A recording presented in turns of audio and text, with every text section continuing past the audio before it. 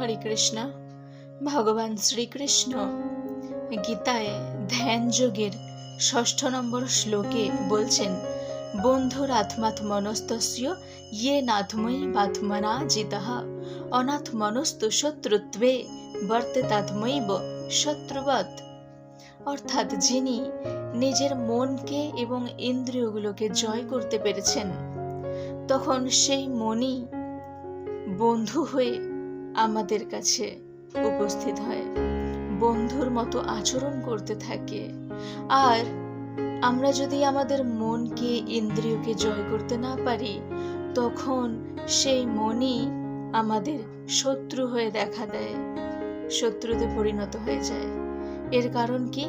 মন যদি আমাদের কন্ট্রোলে না থাকে, অন্যান্য ইন্দ্রিয়গুলো কখনো কন্ট্রোলে থাকবে না।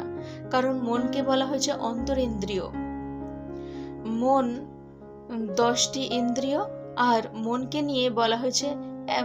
বলা হয়েছে একাদশ ইন্দ্রিয়। চক্ষু, কর্ণ, নাসিকা, জিহ্বা, ত্বক এগুলো হচ্ছে জ্ঞানেন্দ্রিয় 5টি, আর বাক, পানি, পাদবায়ু, উপস্থ কর্মেন্দ্রিয় 5টি, আর মন হলো অন্তরিন্দ্রিয়।